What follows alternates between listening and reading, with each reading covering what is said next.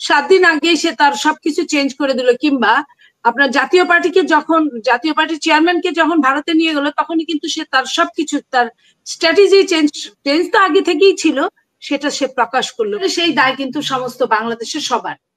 এই যে আমরা বলেছি এবং আমরা মনে প্রাণে এই সরকারের সাথে কাজ করতে চাই, কিন্তু এই সরকার আমাদের সঙ্গে কোনো কথাই বলে নাই। এবং যখন জামাত প্রথমে বলল যে এক জালিমকে বিদায় করে আরেক জালিমকে নিয়ে আসবো, তখনও কিন্তু এই সরকার চুপ। তার 2 দিন পরে যখন আবার আরো কোনো পার্টি, আমি নাম নাই বা বলি, যারা অনেক সন্ত্রাসী কার্যক্রম করেছে, আজকে যারা খুব কাছের তাদেরও ফেলবে, তখন আমি কোথায় যাব? বিএনপি আওয়ামী লীগ নিষিদ্ধের পক্ষে না, বা বিএনপির সাথে ভারতের সম্পর্ক, এই কথাগুলো আপনি বলেছেন ভালো। এই কথাগুলো বাইরের মানুষ যে 2-4 জন বলছে না তা কিন্তু না, কিন্তু আপনি যদি চুলচেরা হিসাব করেন, লাইক আমি এতক্ষণ যে হাসমি ভাই এবং সরার ভাই যা বললেন, আমি অনেক ব্যাপারে তাদের সাথে একমত। বাট এই জায়গায় একটা কথা, আমার নেতা যেটা হাসমি ভাই মনে করেন জিয়া রহমানকে উনি নেতা মনে করেন, আমি সেই হিসেবে বলি, আর সরার ভাই তো মনে করেনি।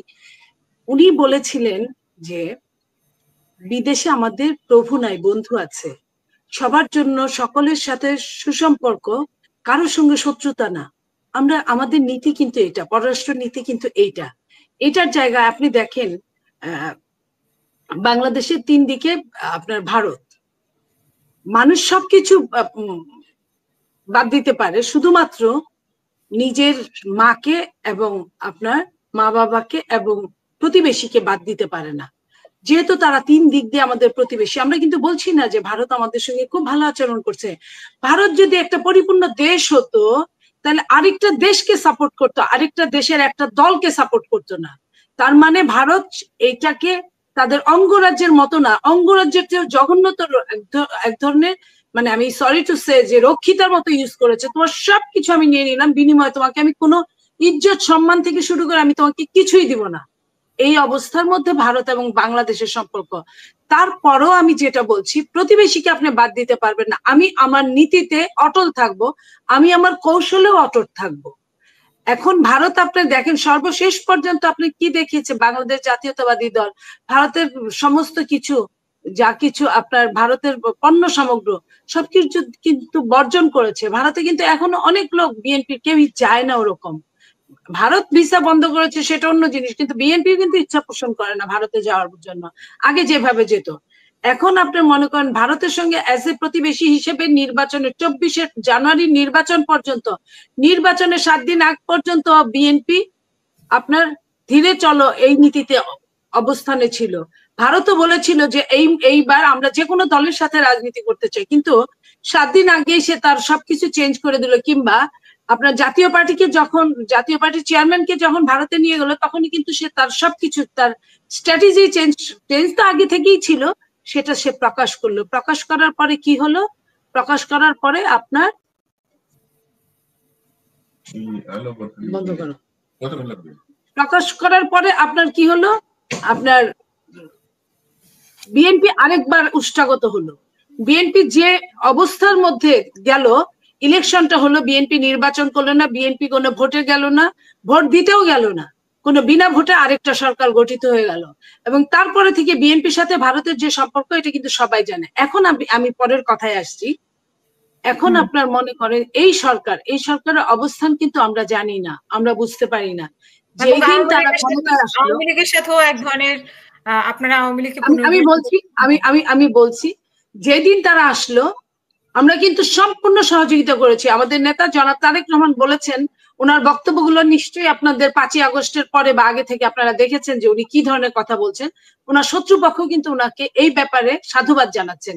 উনি বলেছেন যে এই সরকার আমাদের সরকার, এই সরকারকে আমরা সম্পূর্ণ সহযোগিতা করতে চাই, এবং এই সরকারকে সহযোগিতা করার পরেও যদি এই সরকার আমাদের কথা না শুনে এবং যদি ব্যর্থ হয়, সেটার দায় আমরা নিতে পারি না। কিন্তু এই সরকার যদি এমনি ব্যর্থ হয় আমাদের সহযোগিতা নেওয়ার পরে, তাহলে সেই দায় কিন্তু সমস্ত বাংলাদেশের সবার। তো এই যে আমরা বলেছি এবং আমরা মনে প্রাণে এই সরকারের সাথে কাজ করতে চাই, কিন্তু এই সরকার আমাদের সঙ্গে কোনো কথাই বলে নাই। এবং যখন জামাত প্রথমে বলল যে এক জালিমকে বিদায় করে আরেক জালিমকে নিয়ে আসবো, তখনও কিন্তু এই সরকার চুপ। এবং যখন এই বাচ্চা ছেলেগুলো বলতেছিল যে তারাই স্বাধীনতার সবকিছু রক্ষা কবচ, তারাই, আর কেউ ছিল না মাঠে, আমরা কিন্তু চুপ, আমরা কিন্তু কেউ কিছু বলি নাই, আমরা ছিলাম বা ছিলাম না কিছুই বলি নাই। সরকারও কিন্তু প্রতিটা মুহূর্তে ওই সন্তানদের কথায় যে আমাদেরকে নিয়ে আসছে master mind this and that, but not BNP বা অন্য কোনো সংগঠন। তো এই যে এইসব বলার পরেও আপনার সংস্কার করলো, সংস্কার 2 মাসের মধ্যে 2 মাস বা 2 মাসের সংস্কারের কাজের ঘোষণা দিল, তখন পর্যন্ত এই সরকার মনেই করলো না যে আমাদের সাথে কথা বলার প্রয়োজন আছে বা অন্য কোনো দলের সাথে কথা বলা এই ব্যাপারে প্রয়োজন আছে। যেই দিন সংস্কারের প্রথম কাজ করার কথা 1 অক্টোবর, 2 অক্টোবর এই সরকার বললো যে সব দলের সঙ্গে বসবে। সেই দলগুলোর সাথে কিভাবে বসেছে জানেন? প্রত্যেকটা দলকে অনেকটা হাটে তোলার মতো গরু ছাগলকে যেভাবে তুলে, সরি টু সে, সেইভাবে 10 মিনিট 20 মিনিট 25 মিনিট 50 মিনিটে কি একটা সংস্কারের কোনো কথা বলা যায়? তারা তাদের মতো কাজ করতে থাকলো। ইভেন আপনার এই যে উপদেষ্টা নিয়োগ করা, সংস্কারে বিভিন্ন পদে লোক নিয়োগ করা, বুদ্ধিজীবী নিয়োগ করা, কখনোই বিএনপির মতো একটা বড় দল তাদের সাথে কোনো আলোচনা করার প্রয়োজন বোধ করলো না। হঠাৎ করে তারা সুর তুললো যে রাষ্ট্রপতিকে পদত্যাগ করতে হবে, কারোর সঙ্গে আলোচনা করা ছাড়া। রাষ্ট্রপতিকে যে পদত্যাগ করতে হবে, প্রথম 3 দিন দেশে সরকার ছিল না। আমি যদি এখন বলি যে আপনার সরকার, এই অন্তর্বর্তীকালীন সরকার রাষ্ট্রপতির হাতে কেন শপথ নিতে গেল, যে কথাটা হাসমি ভাই বললেন, আমিও তার সাথে একমত। কেন গেল? যদি বিপ্লবী সরকার হতো তাহলে আপনার মনে করেন সাইদের বাবা বা আপনার মুগ্ধর বাবা বা ওয়াসিমের বাবা মা এদের কাছে শপথ নিতে পারতো। আমাদের তো শহীদ মিনার ছিল, জাতীয় শহীদ মিনার, সেইখানে যেখানে এত আন্দোলন হলো সেখানে শপথ নিতে পারতো। তা করলো না। আপনি আবারও দেখেন, আবারও রিমাইন্ড দিলাম আপনাকে যে গত পরশুদিন যে শপথ গ্রহণটা হলো, গত 3 দিন আগে, সেই শপথও কিন্তু ওই রাষ্ট্রপতির কাছেই নিল তারা। তাহলে আপনার বিচার মানবেন, তালগাছটা আপনার, এটা তো হতে পারে না, নাম্বার 1। নাম্বার 2, আপনার আলোচনা এরকম হচ্ছে রাষ্ট্রপতির ক্ষমতা বাড়বে, রাষ্ট্রপতি যিনি হবেন তো উনার ক্ষমতা বাড়বে, এবং এই উনারা কেউ নির্বাচনের ডেট দিবেন না। উনারা যদি নির্বাচনের ডেট না দেয়, রাষ্ট্রপতি, আমি আপনার উদ্দেশ্যে, যারা আপনার টকশো শুনছে, আমি দেখছিলাম কেউ কেউ কিছু কিছু লিখছিল আমাদের সম্পর্কে, আমি তাদের উদ্দেশ্যে কথাগুলো বলছি, দর্শক এবং শ্রোতাদের, তাদের উদ্দেশ্যে, নইলে আমার এই কথাগুলো বলার কথা না, আমি সহজে কোনো নর্মাল টকশোতে বলি না। সেইখানে আপনার রাষ্ট্রপতি, যে কথাটা, রাষ্ট্রপতি যদি চেঞ্জ হয় এবং তখন যদি ক্ষমতা বাড়ানোর পরে এই দেশে নির্বাচনটাই না থাকে আরো 10 বছর 5 বছর, তখন হাসমি ভাইরা কি বলবেন? তখন বলবেন যে হ্যাঁ আমরা তো এটা বলেছিলাম, এটা হওয়ার কথা ছিল না। বিএনপি কিন্তু আমি মনে করি যে অত্যন্ত সুকৌশলে পা ফেলছে। কেউ কিন্তু বলতে পারবেন যে রাষ্ট্রপতি ঘোষিত হলে কিংবা আপনার প্রধান সেনাপ্রধানকে আপনার বিয়োগ করলে আরেকজন যখন হবে, তখন যখন সব এক হয়ে যাবে, ওনারা তো এখনই নির্বাচনের কোনো যৌক্তিক সময় দেয় না।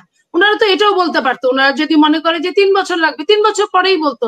ওনারা যদি এটাও মনে করতো যে 4 বছর 4.5 বছর আওয়ামী লীগ সরকার থাকতো, সেটাই আমাদের দেন, এটা তো বার্গেন করার একটা বিষয় ছিল, বার্গেনিং হতে পারতো, সেটা তারা করে নাই। তাইলে আমরা যে হাতের পাশ সবকিছু খোয়াবো। আরেকটা যেটা ইম্পর্টেন্ট ব্যাপার, আমি আবারও রিমাইন্ড দিচ্ছি, হাসমি ভাইকে, অনেকদিন দেশে থাকেন না কিন্তু সরার ভাই এটা বুঝবে, সেটা হলো যে কারণ দেখিয়ে আওয়ামী লীগ যে আইন পাশ করেছিল, সেই কারণ দেখিয়ে কিন্তু আওয়ামী লীগকে তারা নিষিদ্ধের পথে নিয়ে যাচ্ছে। ভালো কথা, আওয়ামী লীগ একটা সন্ত্রাসী সংগঠন, ফ্যাসিস্ট, তার রাজনীতি করার কোনো অধিকার নাই, সব বুঝলাম।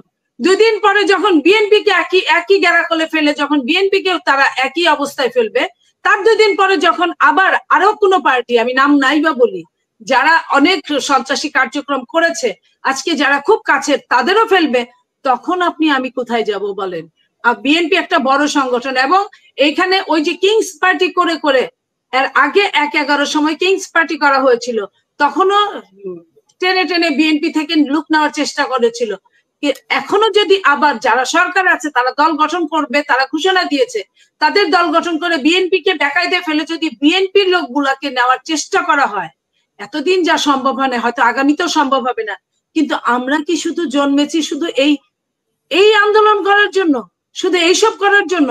তাহলে আমাদের সঙ্গে যদি সরকার আলোচনা করে, যদি রাষ্ট্রপতিকে উৎখাত করার জন্য, পদত্যাগ করানোর জন্য, অ্যারেস্ট করানোর জন্য, সবকিছুর সঙ্গে এই রাষ্ট্রপতি যায় ভাই, সবকিছুর সঙ্গে এই রাষ্ট্রপতির যা নেচার যায়। কিন্তু এখন আইনের কথা বলছেন, এখন তো আপনার আইনে যদি ধরেন, তাহলে আপনার কোন দেশে স্পিকার কিন্তু পদত্যাগ করতে পারে না আরেকটা সরকার আসার আগ পর্যন্ত।